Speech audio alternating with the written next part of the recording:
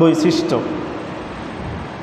রাসূলুল্লাহ সাল্লাল্লাহু আলাইহি ওয়াসাল্লাম ইবনে মাজার হাদিস নাম্বার 4181 নাম্বার, হযরত আনাস রাদিয়াল্লাহু তাআলা আনহু থেকে বর্ণিত, তিনি বলেন عن أنس رضي الله عنه قال قال رسول الله صلى الله عليه وسلم إن لكل دين خلقا وخلق الإسلام الحياء। তিনি বলেন রাসূলুল্লাহ সাল্লাল্লাহু আলাইহি ওয়াসাল্লাম বলেছেন, প্রতিটি ধর্মেরই একটা স্বতন্ত্র বৈশিষ্ট্য রয়েছে, আর ইসলামের স্বতন্ত্র বৈশিষ্ট্য হলো লজ্জা। ইসলামের মানুষ যারা হবে, মুসলমান যারা হবে, তাদের লজ্জাটা অন্যান্য ধর্মের মানুষের চাইতে বেশি হবে। তার কারণ এই ধর্মের যিনি প্রধান নেতা তিনি হলেন নবী মুহাম্মদুর রাসূলুল্লাহ। আপনার আমার নবীর লজ্জাও অনেক বেশি ছিল।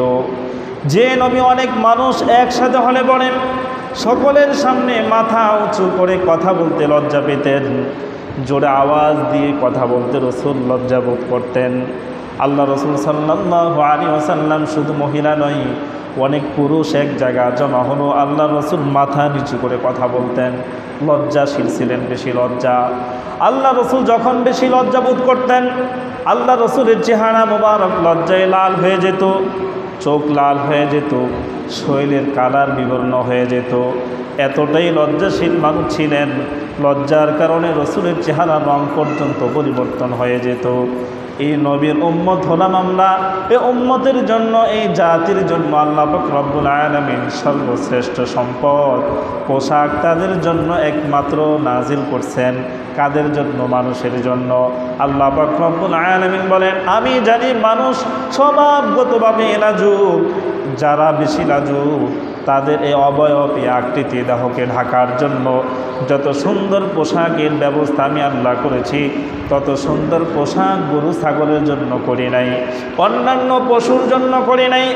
এই মানুষগুলোর জন্য যেহেতু সুশৃঙ্খল সুন্দর পোশাকের ব্যবস্থা আমি আল্লাহ করার পরও এ মানুষ এমন পোশাক পরিধান করে, যে পোশাক পরিধান করার পরও মনে হয় এ মানুষটা উলঙ্গ, এ মানুষটা পশুর চাইতো আরও নিকৃষ্ট। নাউজুবিল্লাহ।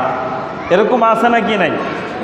আল্লাহ তাআলা বলছেন, আমি মানুষের জন্য পোশাক অবতীর্ণ করলাম।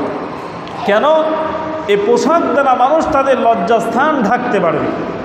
এখন মানুষ যদি এমন পোশাক পরিধান করে, যে পোশাক পরিধান করার পরও তার সতর খোলা থাকে, যে পোশাক পরিধান করার পরও মানুষ তার দিকে তাকায়, যে পোশাক পরিধান করার পরও মানুষ তার প্রতি আকৃষ্ট হয়, যে পোশাক পরিধান করার পরও মানুষ তার চরিত্রের উপর কালিমা লেপে, যে পোশাক পরিধান করার পরও মানুষ তার ইজ্জতের উপর হানা দেয়, যে পোশাক পরিধান করার পরও সে ইফটিজিংয়ের শিকার হয়, যে পোশাক পরিধান করার পরও সে দর্শন হয়, তাহলে বুঝতে হবে সে এমন পোশাকই পরিধান করছে যে পোশাকের কথা আল্লাহ এবং তার রসুল বলছেন সেই পোশাক সে পরিধান করে নাই। সে এমন পোশাক পরিধান করছে যে পোশাকই খুশি হয় শয়তান, যে পোশাকই খুশি হয় নির্লজ্জ বেহায়াপনা অসভ্য মানুষ। সেই কারণেই তো সে বিপদে পড়ে। কথা ঠিক কিনা?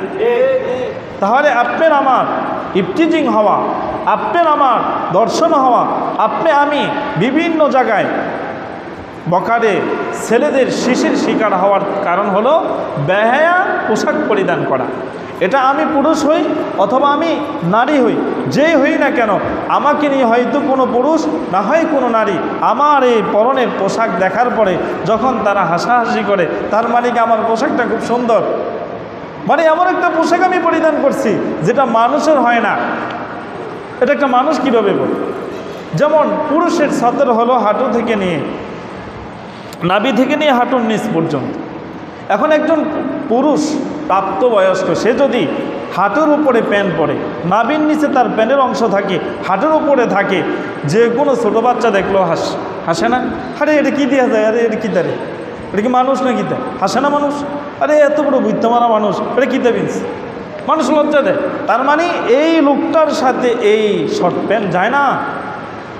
যদি কেউ এই ধরনের পোশাক পরিধান করে প্রাপ্তবয়স্ক মানুষ, তাহলে তার কবিরা গুনাহ হবে, ফরজ তরকের গুনাহ হবে। আমি যদি নাভির নিচে পোশাক থাকে, নাভি দেখা যায়, হাঁটুর উপরে পোশাক থাকে, হাঁটু দেখা যায়, তাহলে আপনার আমার প্রতিনিয়ত যে তাকাবে তারও কবিরা গুনাহ হবে, আর আমি যে এই খোলামালা এইভাবে পোশাক পরিধান করলাম আমারও কবিরা গুনাহ হবে, নাউযুবিল্লাহ। তাহলে পুরুষের সতর কতটুক? নাভি থেকে নিয়ে হাঁটুর নিচ পর্যন্ত, এতটুক এর মাঝে যদি কোনো অংশ খোলা থাকে তাহলে তাদের কবিরা গুনাহ হবে। আর এর এই মাঝের এই অংশগুলো যাদের খোলা থাকে এদের লজ্জা অনেক বেশি, নাকি?